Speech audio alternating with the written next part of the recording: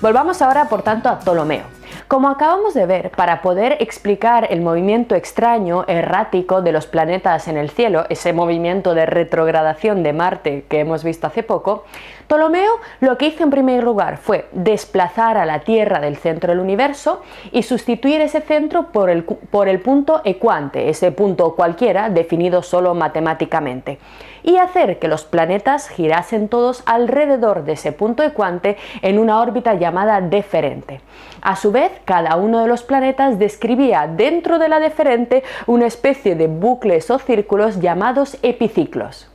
Sin embargo, a pesar de que la teoría tolemaica conseguía resolver de forma brillante matemáticamente muchos de los problemas de la física aristotélica, Copérnico la rechazó tajantemente, señalando tres problemas fundamentales e inaceptables dentro de la propuesta de Ptolomeo. En primer lugar, según Copérnico, el sistema tolemaico tenía que ser rechazado porque no respetaba la uniformidad de los movimientos celestes. Copérnico estaba completamente convencido de la tesis aristotélica de que los planetas describen órbitas perfectamente circulares, no alrededor de la Tierra, pero sí alrededor del Sol. Es decir, Copérnico mantiene indemne la teoría aristotélica del círculo. La propuesta tolemaica, por tanto, era completamente descabellada e inaceptable porque violaba, según Copérnico, la elegancia de los movimientos del cosmos. ¿La elegancia? ¿Qué es esto de la elegancia? ¿Es que el cosmos tiene que ser elegante? Fijaros, la virtud o la propiedad de ser elegante y sencillo son dos valores que Copérnico va a exigir a toda teoría científica. ¿Os suena esa frase de esta fórmula matemática es muy elegante por ser simple y sencilla? Aunque os sorprenda, el origen de estos dos valores no es matemático, sino teológico. Fue introducido por nuestro canónigo católico Nicolás Copérnico, bajo la siguiente premisa. Si el universo, toda la realidad, incluida la naturaleza física, había sido creada por un artesano perfecto, por un artesano además omnisciente, cuya inteligencia lo comprende todo, necesariamente habrá creado un sistema sencillo, elegante, que se pueda explicar con unas pocas reglas, no esta especie de chapuza, de batiburrillo tolemaico, en el que las cosas simplemente dan vueltas sin cesar en tirabuzones incomprensibles.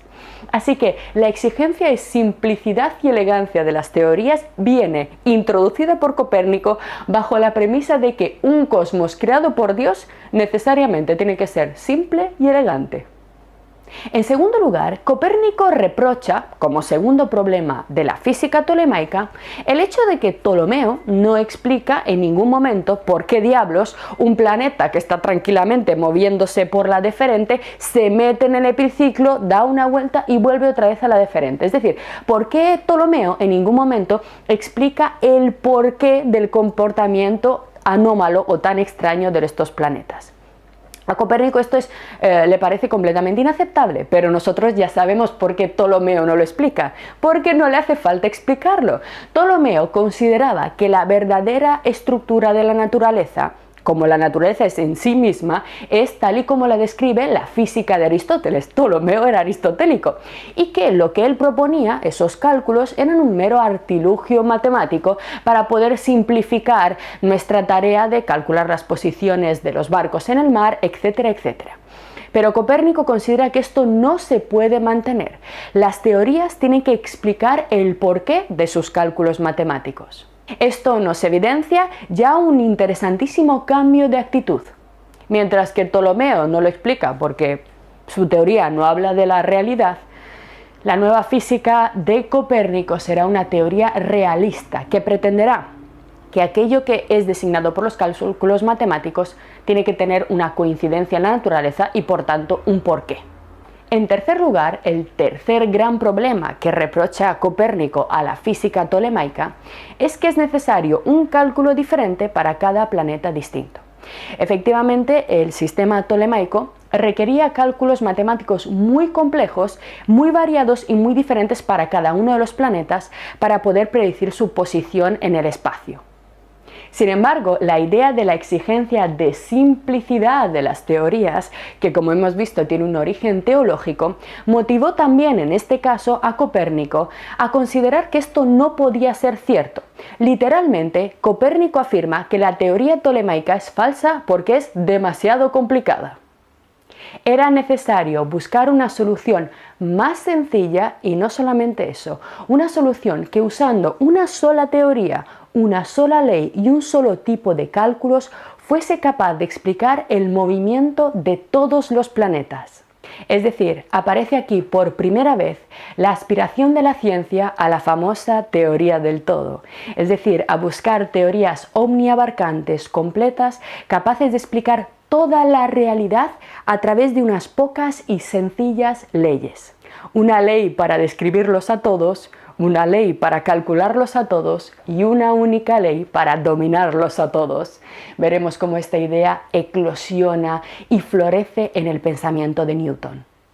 Así, el objetivo de la ciencia de Copérnico es que un solo modelo explicativo, al igual que un solo modelo jurídico en el Código de Hammurabi intentaba regular las actividades de todos los miembros de su reino, un solo modelo explicativo nos baste para explicar toda la realidad. Este es el gran sueño de la modernidad impulsado por Copérnico, y es que, según él, si todo lo que existe ha sido hecho por una sola mano, por una sola inteligencia, toda la realidad tiene que responder, tiene que mostrar las huellas de un solo estilo, de un solo orden, de alguna forma, una sola ley. Pero si lo pensáis bien, esta idea a nosotros también nos parece evidente, ¿no? La teoría del todo buscada por la ciencia. Esta idea no es del todo autoevidente. Por ejemplo, para Aristóteles, físico anterior, existían dos mundos regidos por dos tipos de conjuntos de leyes completamente diferentes, compuestos por materiales completamente distintos.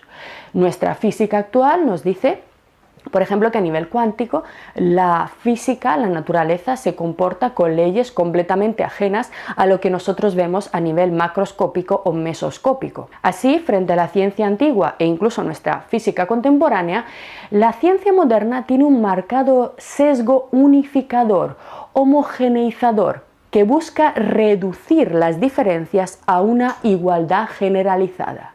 Esta idea de la igualdad, de que bajo las apariencias en realidad todo es igual, pasará, como ya estáis sospechando, a la política. La modernidad será aquel momento de la historia del pensamiento humano en el que triunfará la idea de que todos somos iguales, en este caso ante la ley, pero la idea empieza a eclosionar en el ámbito físico y después pasa a la política. Así, fijaros qué interesante.